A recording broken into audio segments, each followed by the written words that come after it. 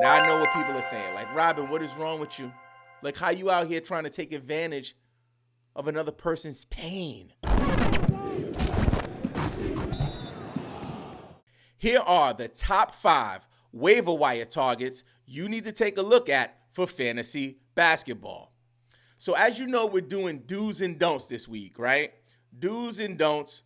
What do you need to do? What do you need to avoid, right? And one thing that you need to do is take advantage of injuries in fantasy basketball. Now I know what people are saying. Like, Robin, what is wrong with you? Like, how you out here trying to take advantage of another person's pain? Like, how could you do that? And I'm going to tell you this. Like, I would never, ever in my long-legged life wish an injury on a player. Listen, I'm not going to say no names because that's just not how I do, but I will say this, that if people are out here in these fantasy streets, this is for football or basketball, baseball, hockey, tennis, disc golf. I don't care what kind of fantasy you play. If you out here wishing injury on people, that is bad, bad energy, my guy. Like, you got to get off of that. And there are literally, like, one of the fantasy content creators that I really love, man. I love this guy. I think he has really unique, creative content. And again, I will not say his name because that's just not what we do on this channel. It's not a basketball creator, it's a football creator. Your man be saying crazy stuff about injured players, like rebuking them, all kinds of stuff. And I'm just telling you guys, we got to be real sensitive. But if somebody goes down, you need to find out who's next on the depth chart.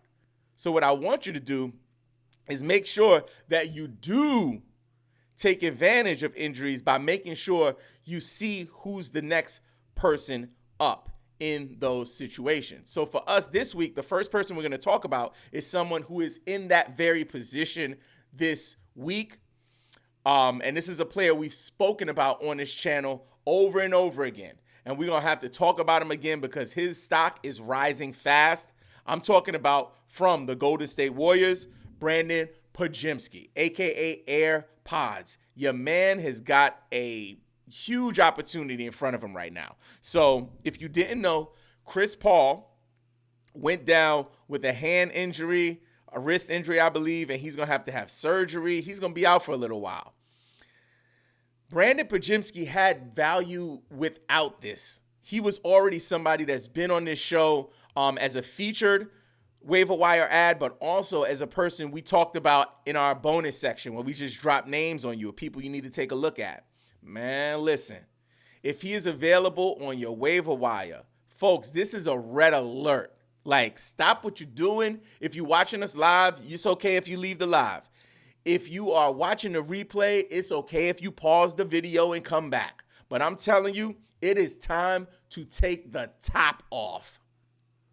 Boobies is out, hair blowing in the wind. Convertible status, just rolling down the highway with AirPods. I'm telling you, this is a big deal because he could very well, and again, this is speculation and just a hunch, right? But the way the Warriors look right now, they could be going into a new era where they're maybe thinking about changing things up and testing out some of these young assets that they have, the Kumingas of the world, right? To see if people like Draymond are going to be moving on. Now, I've said this on numerous occasions. I think Steve Kerr loves the heck out of Draymond, and Draymond could literally like fart in his office and be like, "You did that?" He'd be like, "No." He'd be like, "All right, I must have did it." Like, it's like that. That's how much he loves Draymond. He would take ownership for his farts. Lord forgive me, I'm just joking. Like, Draymond, Steve Kerr. I love Steve Kerr. I love Draymond. It's just a joke, just a show. But real talk, AirPods might be getting the keys to the car temporarily, and he's definitely gonna have a co-pilot with Steph Curry. It's not like he's gonna be the main guy, but listen, he was a valuable draft pick for them, right? It's not like he's some schlump that was like, they picked him up out of the G League. You know what I'm saying? He was doing, shooting contests at state fairs, right? This is a guy who's like a sought after recruit that they went after or a prospect. So I would say if he's available, man, we got to see what's up with that. Next up, this is somebody that I wanted the front on.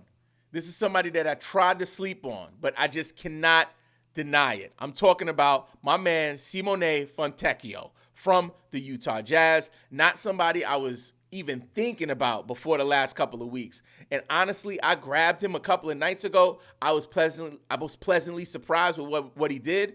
Currently, he's only rostered in 4.9% of ESPN leagues. Over the last 7 days, he's been averaging 30.5 minutes per game, which is the thing that I'm most interested in, which is the fact that he's getting on the floor, which is the fact that he's getting playing time. Simple as that. That's the thing that fantasy managers, new fantasy managers especially, we have to really pay attention to the statistic that people often neglect, which is just how many minutes a game is the guy averaging, especially in the last 2 weeks, week to 2 weeks. Is he getting 25, 30 minutes? Then let's see what happens. And that's where I am with Fontecchio. He's also averaging 13.5 points per game.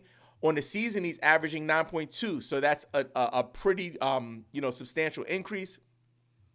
He's also averaging 6 rebounds a game, 2-point assists. Check this out, y'all. 1.5 steals per game. This is somebody that I'm checking out.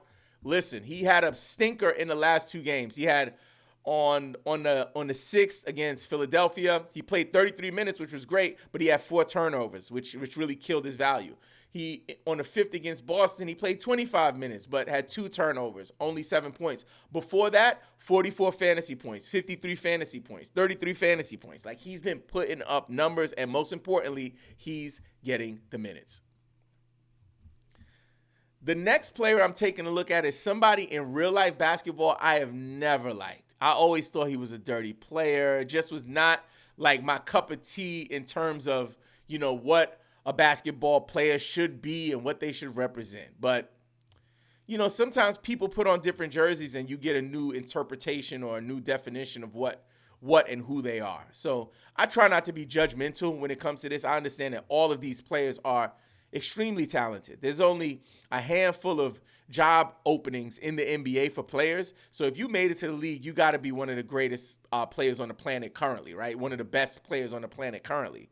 And Grayson Allen, even though he's had some dirty deeds over the years, like Draymond level stuff, we can overlook that in terms of fantasy. So he's currently rostered in 28.2% of ESPN leagues, but he is a hot waiver wire ad. People are picking him up at a high level. Over the last 7 days, he's averaged 15.8 points per game. Yes, 3 rebounds, 3.8 assists, 1.5 steals. And check this out. Come here for this one. And 1 block per game as a guard. Let that sink in, right? So just know that Allen, whatever your feelings about him, he is pumping out some value right now in Phoenix. So I would definitely give him a look for week 12. Next up is someone folks have been talking about, Larry Nance Jr. I did mention Larry Nance, I think about a week ago in a TikTok video, but I did not include him in our weekly show. So this is his debut for the season. He's been banged up a lot, but it's like they're really trying to invest in giving him the opportunity to show what he has, and we want to take advantage of that in the fantasy basketball world. He's only rostered in 5.1% of ESPN leagues.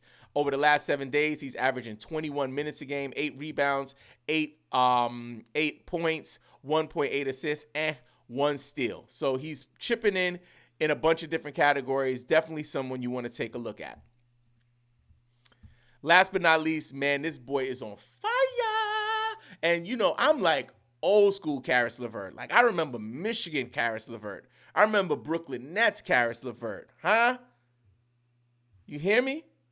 I'm talking real, like when Karis LeVert ankle, I don't know if y'all remember that. He had one game, his ankle was like rolled over. We thought it was going to be a tough season-ending situation. They popped that bad boy back in. He was back in a couple weeks. So, I really like Karis LeVert. In fantasy, though, over the last couple seasons, I have been out on this guy. He was I was stashing him in Dynasty early in his career. I've avoided him like the plague just because of his inconsistency. But the last couple weeks, he has been rolling. Yo, he has been on fire. Over the last 7 days, 26.3 minutes per game, 21 points, 4.3 rebounds, 6.7 assists, 1 block per game. Karis LeVert, listen, if you're in a points league, it's a no-brainer. And even for category leagues, like, he's going to get you these numbers. I don't know how long this streak is going to continue, but over his last 4 or 5 games, he has been absolutely out of this world. Otherworldly for fantasy basketball. So, if he's available on your waiver wire, this might be a great week to just kind of test it out, see what happens, see if you want to hold on to him. But again, Karis LeVert is someone we want to take a look at for fantasy basketball.